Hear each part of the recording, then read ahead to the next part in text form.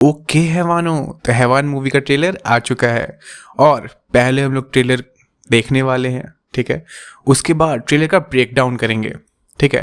तो पहले ट्रेलर को देखते हैं कि इस बार क्या दिखाया गया है हमें, और फिर इस ट्रेलर का लंबा चौड़ा ब्रेक डाउन होगा इस ट्रेलर के रिएक्शन के बाद, ठीक है।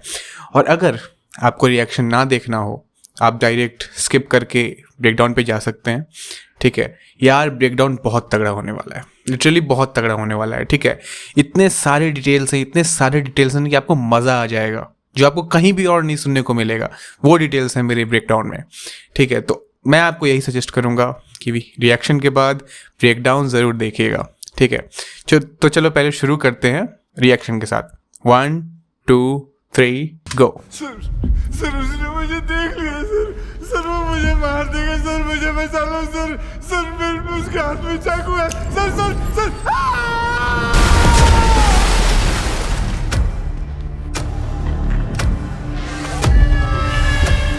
7 हादसे हुए पिछले 1 साल में। सारे लोग अपने परिवार के साथ मारे गए हैं।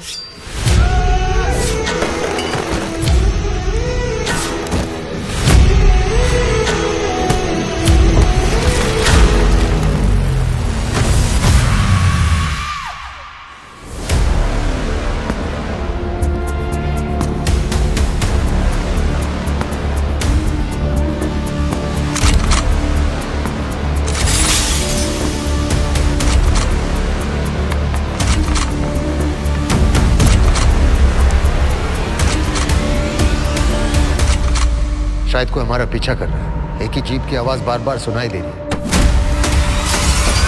ये खूनी उन्होंने मन में पैदा किया है हम सबको कंफ्यूज करने के लिए। अंधा होने से बुरा पता है क्या होता है? बेवकूफ होना।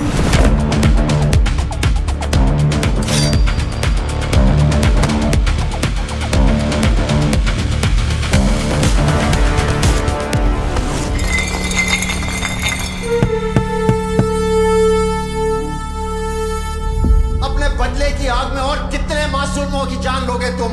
ये आखिरी है।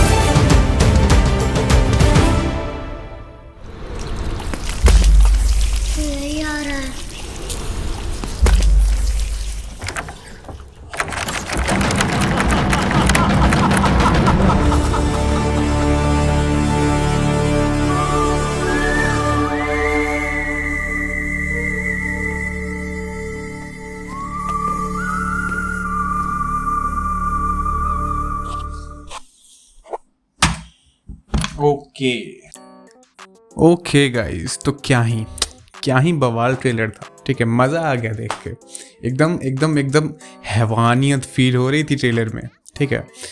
तो यार रिएक्शन कैसा लगा पहले वो बता देना, ठीक है।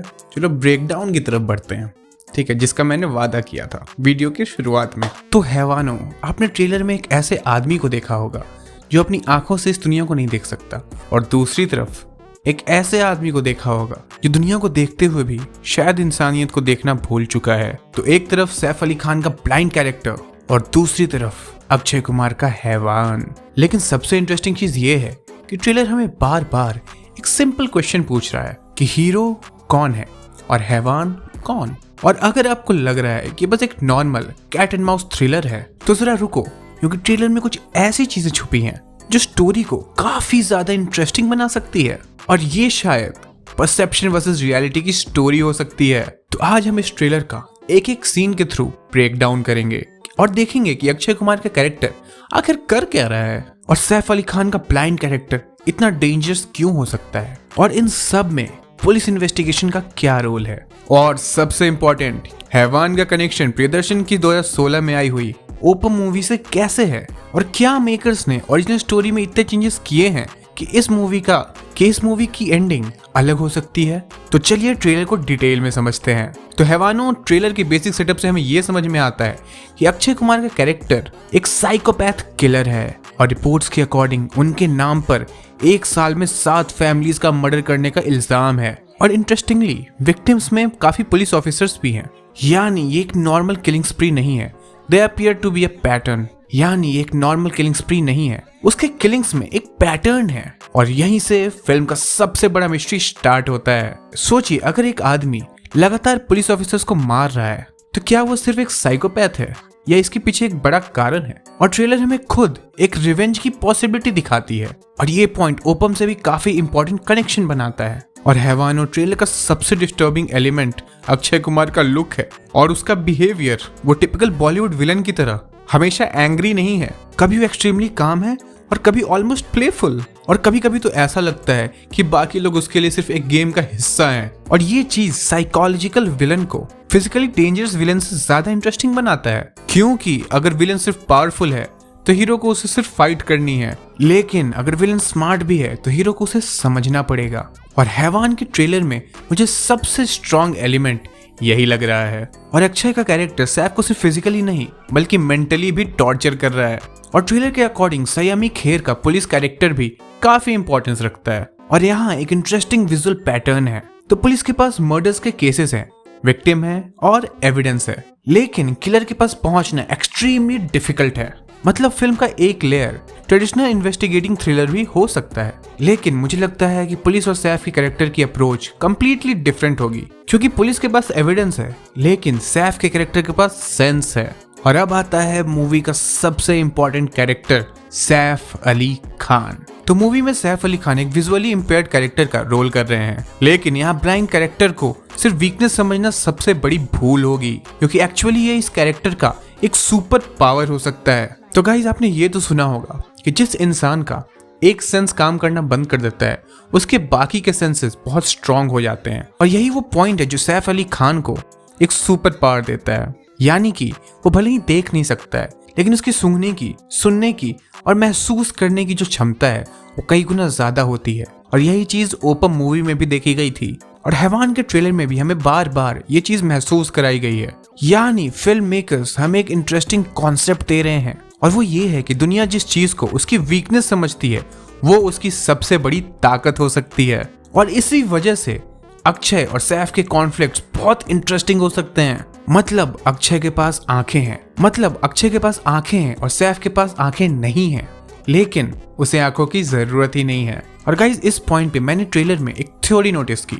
तो फिल्म के प्रमोशन में बार बार एक चीज पे जोर दिया जा रहा है, यानी कि सुनने की क्षमता, सूंघने की क्षमता और महसूस करने की क्षमता पर। और फर्स्ट लुक कैंपेन में भी एक लाइन थी, one seize everything, one Mrs nothing. तो आपको समझ आ रहा होगा कि मेकर्स का इशारा किस तरफ जा रहा है। और गाइज, यही चीज पूरे फिल्म का एक थीम हो सकता है कि पूरी मूवी इसी चीज पर बेस्ड है। यानी अक्षय का कैरेक्टर दुनिया को आंखों से देख रहा है और सैफ का कैरेक्टर दुनिया को महसूस करते हुए देख रहा है। So basically Akshay sees the world but Saif understands the world. और अगर ये चीज मूवी में अच्छे से फॉलो की गई तो ये चेस थ्रिलर काफी इंटरेस्टिंग हो सकता है। तो गाइज, अब आगे अगले सेक्शन की तरफ बढ़ते हैं। तो हमने ट्रेलर में सैफ के कैरेक्टर के साथ एक छोटी बच्ची को बार बार देखा है, और ये कोई रैंडम कैरेक्टर नहीं लगती।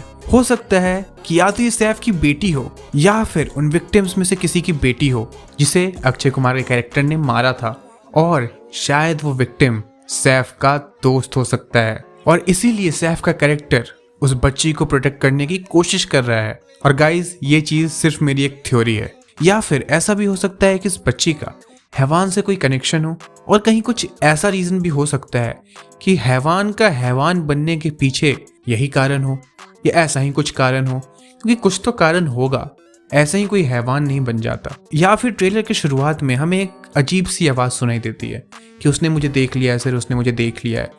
तो हो सकता है कि अक्षय कुमार की भी बेटी को किसी ने मार दिया हो और वो पुलिस से कनेक्टेड हो, और इसीलिए वो रिवेंज लेने के लिए इस बच्ची को मारना चाहता हो, और इसीलिए सैफ उस बच्ची को बचा रहा हो सकता है। ये सारे मेरे सिर्फ एक थ्योरीज हैं, हो सकता है कि इसमें से कोई एक सच हो जाए, क्योंकि गाइस रिपोर्ट्स भी इस स्टोरी को एक रिवेंज ड्रिवन बताते हैं। हाँ, मुझे पता है कि ये मूवी एक रीमेक है, लेकिन थ्योरी देने में क्या जाता है, हो सकता है कि मेकर्स ने कुछ चेंजेस किए हों। तो गाइस अब आते हैं बोमान ईरानी पे। तो ट्रेलर में उनका कैरेक्टर बहुत कम समय के लिए दिखाया गया है, लेकिन हो सकता है कि मूवी में वो बहुत इंपॉर्टेंस रखते हों, क्योंकि रिपोर्ट्स के अकॉर्डिंग वो फिल्म में एक जज का रोल कर रहे हैं। और ये कौन सा केस है, कहीं ऐसा तो नहीं कि इस केस का इस पूरे मर्डर से कोई कनेक्शन है, क्योंकि केसेस तब तक नहीं चलते जब तक किलर को पकड़ा ना जाए, और यहाँ किलर तो पकड़ा ही नहीं गया है। तो हो सकता है कि हर हिंदी फिल्म की तरह ये फिल्म भी कुछ ऐसे स्टार्ट होती है कि अक्षय कुमार के साथ कुछ गलत हुआ है, ठीक है, उसकी बेटी उसकी फैमिली को कुछ हुआ हो, उसने केस करा, सब कुछ करा, लेकिन उसके साथ हमेशा बुरा ही होता जा रहा है, उसका कोई सल्यूशन नहीं निकल रहा है, और अंत में वो हैवान बन गया। तो गाइज ये प्लॉट बहुत इंटरेस्टिंग हो सकता है, ठीक है, क्योंकि यहाँ हैवान भी देखा जाए तो हैवान है नहीं, उसे इस दुनिया ने हैवान बनाया। तो असली मॉन्स्टर कौन है, वो हैवान या पुलिस वाले, ये हमें मूवी को देख के ही पता चलेगा। खैर ये थ्योरीज तो तभी सच होंगी जब मेकर्स ने इसमें बहुत सारे चेंजेस किए हों। तो गाइज जहाँ तक हमें पता है कि ये मूवी एक रीमेक मूवी है ओपम मूवी की, ठीक है।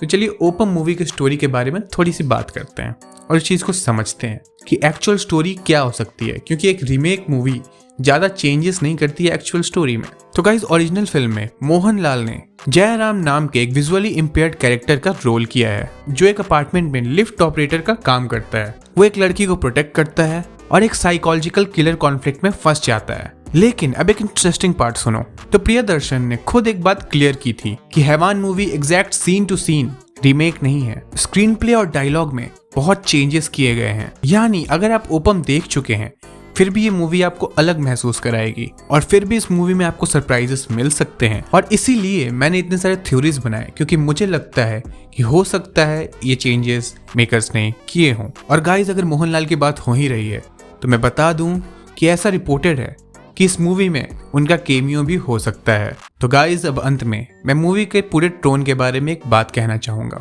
तो गाइज पूरा मूवी का जो कलर ग्रेडिंग है और जो टोन है वो काफ़ी डार्क और कोल्ड रखा गया है, ठीक है। मतलब ट्रेलर देख के ही आपको ये महसूस हो जाएगा कि आप डर रहे हो, ठीक है, आपको डर महसूस हो सकता है। हाँ, हॉरर वाला डर नहीं, अलग प्रकार का डर, ठीक है, और गूज बम्प्स भी आते हैं, मुझे तो आए थे, ठीक है। और ट्रेलर देख के मुझे ये मूवी काफ़ी प्रॉमिसिंग लग रही है, और मूवी आखिर कैसी निकलती है ये तो 11 तारीख को ही पता चलेगा। लेकिन जाते जाते मैं एक दो थ्योरीज आपको और देना चाहूँगा, ठीक है, इसके लिए मुझे कोट मत करना। तो मेरा एक थ्योरी ये है, तो हो सकता है कि मूवी का नाम जो हैवान रखा गया है वो असल में अक्षय कुमार के कैरेक्टर को नहीं कहा जा रहा, वो शायद इस सिस्टम को कहा जा रहा है, जो इतना बड़ा हैवान है कि एक ऐसे इंसान को जस्टिस भी प्रोवाइड नहीं कर पाया जिस इंसान की फैमिली मर चुकी है। और हैवानों दूसरी थ्योरी ये है कि हो सकता है कि असली सस्पिशियस कैरेक्टर सैफ अली खान हो, और वो बस दुनिया को दिखाना चाह रहा हो कि वो शरीफ है और हैवान कोई और। तो गाइज ये सारे मेरे पास थ्योरीज थे, हो सकता है कि ये चीजें मूवी में हो भी और ना भी, क्योंकि ट्रेलर का काम हमें एक्साइट करने के साथ साथ गुमराह करना भी होता है। तो हो सकता है कि ये ट्रेलर कहीं ना कहीं हमें गुमराह कर रहा हो। खैर क्या है क्या नहीं वो तो हमें आगे पता चल ही जाएगा 11 तारीख को।